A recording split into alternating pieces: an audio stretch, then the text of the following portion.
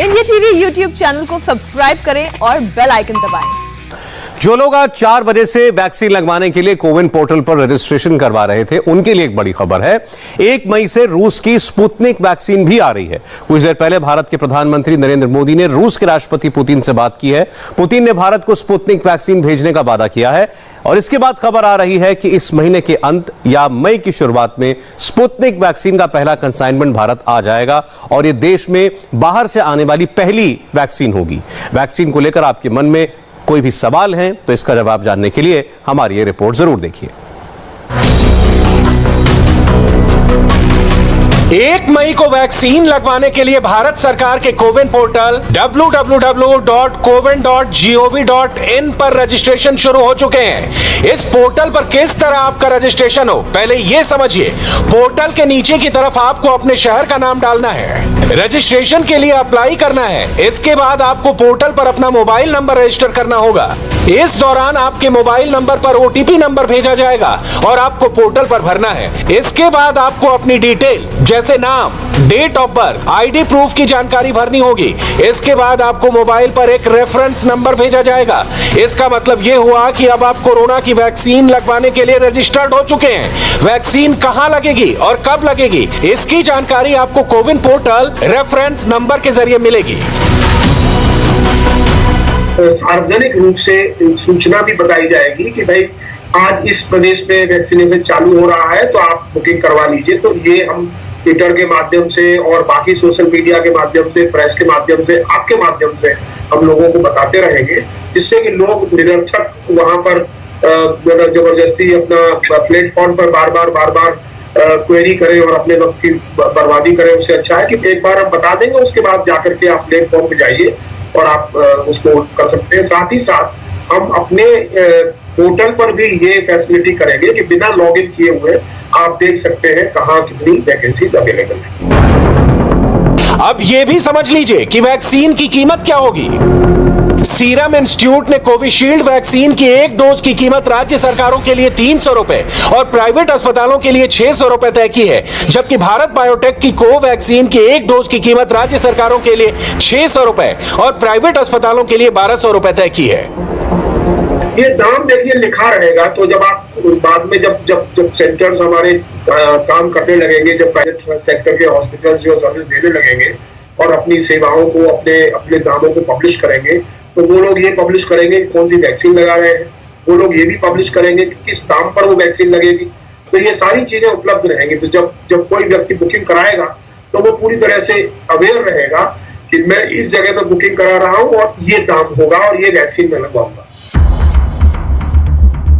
Vaccine की कीमत क्या होगी और कौन सी वैक्सीन लगेगी, यह आपके वैक्सीन सेंटर से तय होगी। लेकिन सवाल यह है कि 1 मई से 90 करोड़ लोगों का वैक्सीनेशन कैसे होगा।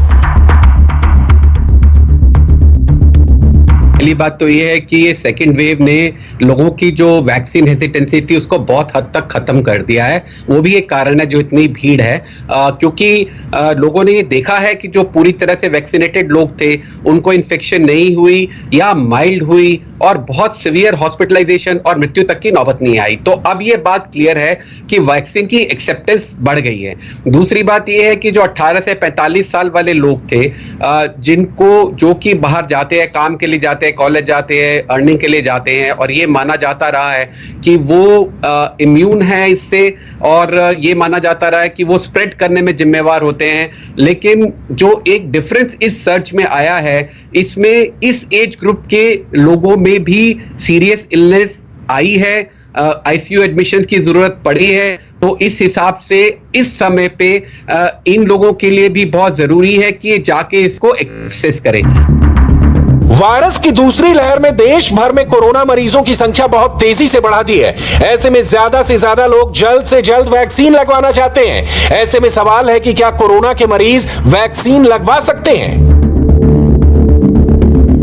ऑलमोस्ट 4-6 हफ्ते उनको इंतजार करना चाहिए, और वैसे तो आइडली 6 हफ्ते के बाद उनकी एंटीबॉडी टेस्ट देखना चाहिए। यदि एंटीबॉडी सफिशिएंट मात्रा में बनी हो तो नहीं भी करें, पर हमारा एक्सपीरियंस कहता है कि एंटीबॉडी नहीं बनती है इतनी ज्यादा, तो एंटीबॉडी टेस्ट कराने की बजाय सबको वैक्सीनेशन 6 हफ्ते तक करानी चाहिए। मैसिव वैक्सीनेशन जो है और एट दी अर्लीस्ट वो ही आंसर है वेव को रोकने का। अदरवाइज थर्ड वेव आएगी, फोर्थ वेव आएगी। तो नागरिकों को समझना होगा कि वैक्सीनेशन प्रोग्राम को बिल्कुल सक्सेसफुल बनाएं और कोई हेसिटेंस नहीं होनी चाहिए। अपने डॉक्टर से छोटे छोटे क्वेश्चन पूछ सकते हैं। हमारे सब पास रोज लोग क्वेश्चन पूछते हैं कि मैं लगा सकता हूँ, नहीं लगा सकता हूँ, तो डॉक्टर उसका आंसर देते हैं। इसका जवाब मैंने आपको दे दिया कि जिसको रिसेंट इन्फेक्शन हुआ है वो प्रेफरेबली 6 वीक के लिए इंतजार कर सकते हैं। कोरोना से ठीक होने के बाद शरीर में पर्याप्त एंटीबॉडी बनने में 21 से 40 दिन का समय लगता है। ऐसे में आपको वैक्सीन लगवाने के लिए पूरी तरह स्वस्थ होना जरूरी है। भयंकर वेव में लोगों को अस्पताल वैक्सीनेशन में जाने के लिए डर लग रहा है। दूसरे जो है मैन पावर वीक होगी। अब हमें मालूम है कि हमारे यहाँ पे प्रायोरिटी है कि वैक्सीनेशन चलते रहने चाहिए, जबकि इतने सारे स्टाफ मेंबर भी जो संक्रमित हुए हैं उससे number of working hands come हो गए, लेकिन हमने वैक्सीनेशन में वो कमी नहीं की। लेकिन लोगों को अस्पताल जाने से डर लग रहा है। तीसरी बात यह है जो इतनी लार्ज नंबर में आपके यहाँ लोग पॉजिटिव हो रहे हैं तो वो अपने आप ही अपनी वैक्सीनेशन के लिए क्वालिफाई हो जाते हैं। इन दी सेंस कि अगर आपको आज कोविड इन्फेक्शन हो गया तो आपको 6 हफ्ते से पहले अब कोविड वैक्सीन नहीं लगवानी है। तो जितने लोग अब इतनी बड़ी संख्या में अब जो इन्फेक्ट हो रहे हैं ये अपने आप उसमें से निकल जाते हैं। लेकिन फिर भी मैं आपकी बात मानता हूं कि इस समय पे उसकी जो एक्सेप्टेबिलिटी और उसका जो दायरा बढ़ाने से कुछ चैलेंजेस उसकी आपूर्ति के लिए आ सकते हैं। आई एम श्योर कि सरकार उस पे लिए पुख्ता इंतजाम करेगी, क्योंकि जब तक हमारी वैक्सीनेशन की रफ्तार जो है वो इन्फेक्शन की रफ्तार से ज्यादा नहीं होगी तब तक ना तो ऑक्सीजन की कमी पूरी होगी, ना म्यूटेशन कम होंगे, ना बीमारी कम। कोरोना मरीजों को पूरी तरह ठीक होने के बाद ही वैक्सीन लगवानी होगी। लेकिन अगर किसी को सामान्य वायरल बुखार है तो क्या वो मरीज वैक्सीन लगवा सकता है? सुसाइड बुखार के दौरान वैक्सीन नहीं लगानी चाहिए, तो क्योंकि वो अगेन वही आता है कि इम्यून रिस्पॉन्स जो अल्टर्ड है, तो उस टाइम आप हमेशा रुक सकते हैं। वो हमेशा प्रिंसिपल है हर एक वैक्सीन के लिए कि बुखार में कोई वैक्सीन नहीं लगाई। कोरोना मरीज और वायरल फीवर के अलावा वो कौन लोग हैं जिन्हें वैक्सीन नहीं लेनी है? ओनली आपको कोई बीमारी या एलर्जी, एनाफाइलेक्टिक शॉक होता होगा या आपको कोई भी दवाई की कोई रिएक्शन आई होगी तो आपके डॉक्टर के साथ संपर्क कर लेना। ये तो सब लोगों ने वैक्सीन जल्द से जल्द लगाना चाहिए। दोनों जो डोसेस है वो जैसे प्रिस्क्राइब्ड है वो उसके अनुसार से लगानी चाहिए। इसमें ना हिचकिचाने की बिल्कुल बात नहीं होनी चाहिए। वैक्सीन का लक्ष्य जो है वो पहली है जान बचाना।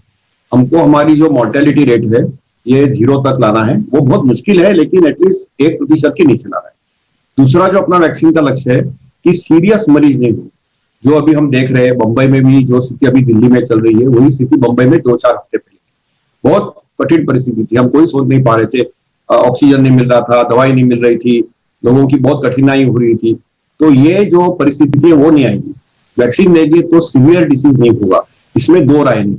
तो पहला जो भारत सरकार का जो लक्ष्य है कि हर नागरिक को प्रोटेक्ट करके उनको सीवियर डिसीज या उनसे कोरोना से मौत नहीं, ये अपना पहला लक्ष्य। वैक्सीन की कमी को देखते हुए लोगों के मन में यह सवाल है कि अगर पहली डोज कोवैक्सीन की लगी हो और दूसरी डोज कोवैक्सीन ना मिले तो क्या ऐसे में दूसरी वैक्सीन कोविशील्ड लगाई जा सकती है?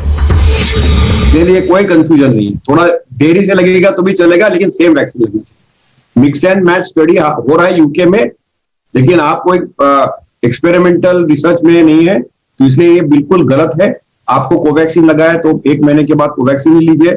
आपको यदि कोविशील्ड लगा है और आपको वहां पे नहीं मिल रहा है तो आप 3 महीने तक रुक सकते हैं। भारत सरकार ने तो बोला है 6 से 8 हफ्ते तक रुक सकते हैं, बस तीसरे महीने तक भी रुक सकते हैं। दूसरा एक चीज मैं स्पष्टीकरण देना चाहता हूँ। बहुत लोग मेरे को प्रश्न पूछते हैं कि हमको 1 डोज लिया बाद में कोविड हुआ तब बाद में नेक्स्ट डोज कभी नहीं, 3 महीने के लिए रुकना चाहिए।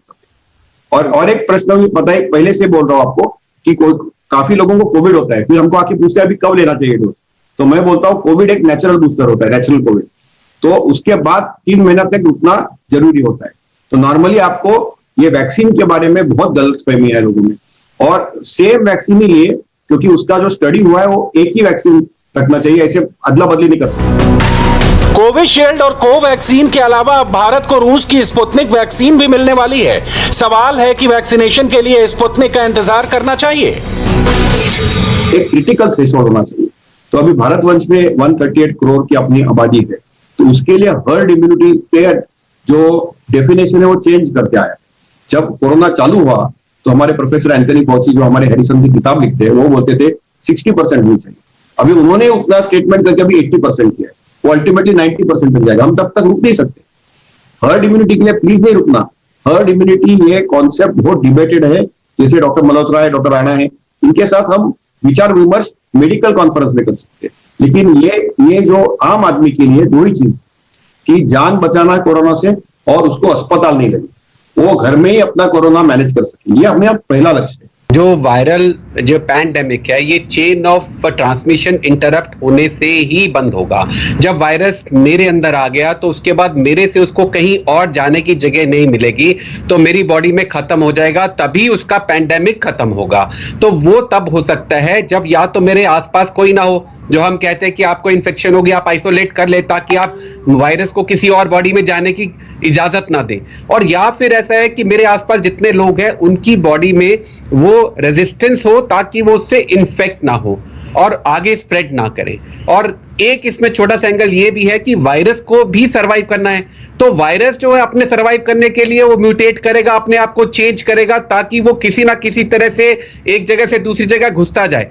तो इसीलिए जैसे डॉक्टर जोशी ने कहा कि बिल्कुल हर्ड इम्यूनिटी के भरोसे नहीं रह सकते। हमारा पर्पस जो है एक ये है कि हमें जान बचानी है, अस्पताल में एडमिशन कम करना है, सीरियस बीमारी को प्रिवेंट करना है, और दूसरा ये है कि चेन ऑफ ट्रांसमिशन ब्रेक करना है, जिसमें भी वैक्सीनेशन और नेचुरल इन्फेक्शन दोनों हद तक करते हैं। देश में बेकाबू हो चुके कोरोना संक्रमण को देखकर एक बार फिर हार्ड इम्यूनिटी की चर्चा है। हार्ड इम्यूनिटी का मतलब है देश के ज्यादातर लोगों में वायरस के खिलाफ इम्यूनिटी यानी रोग प्रतिरोधक क्षमता पैदा होना। ये इम्यूनिटी या तो वैक्सीन लगने पर या कोरोना से ठीक होने के बाद पैदा होती है। जी, स्पुतनिक तो बहुत जल्दी अवेलेबल हो जाएगी और बायोलॉजिकल वाली की फेज 3 ट्रायल्स भी शुरू होने की बात हो गई है। तो मुझे लगता है कि आने वाले समय में जैसे मैंने कहा स्पुतनिक तो बहुत जल्दी अवेलेबल हो जाएगी और मुझे लगता है कि कुछ एक वैक्सीन और हमारे पास अगले कुछ महीनों में अवेलेबल हो जाएगी। और वैक्सीन हम क्यों दे रहे हैं? वैक्सीन हम दे रहे हैं क्योंकि मौत नहीं हुई कोरोना से और सीवियर इन्फेक्शन या अस्पताल में नहीं जाना पड़े, इसके ये प्रमुख कारण है। और आपको जो भी वैक्सीन मिलेगा वो लेना चाहिए। अभी तो भारत में 2 वैक्सीन है, दोनों वैक्सीन इफेक्टिव है, कोविशील्ड हो या कोवैक्सीन हो, दोनों का म्यूटेंट के ऊपर डेटा भी अवेलेबल है। अभी कोवैक्सीन का तो पूरा डेटा है म्यूटेंट के ऊपर जो अभी प्री प्रिंट में आ चुका है, और कोविशील्ड का डेटा जो सीसीएमबी भारत सरकार की जो इंस्टीट्यूट है उन्होंने भी, डॉक्टर राकेश मिश्रा ने भी वो डेटा भी पब्लिश हो गया। तो 2 डेटा है, तो अभी वैक्सीन के लिए और कोई वैक्सीन के लिए रुकने में कोई मतलब नहीं दिखता है। कुल मिलाकर वायरस से अगर बचना है तो आपको वैक्सीन लगवानी ही होगी। अगर आपने अब तक रजिस्ट्रेशन नहीं करवाया है तो तुरंत करवा लीजिए ताकि जल्द से जल्द वैक्सीन लगवाने की तारीख मिल सके। नमस्ते, मैं हूं मीनाक्षी जोशी। वीडियो और खबरों से अपडेट रहने के लिए India TV YouTube channel subscribe करें, बेल आइकन दबाना ना भूलें। जुड़े रहें इंडिया टीवी के साथ।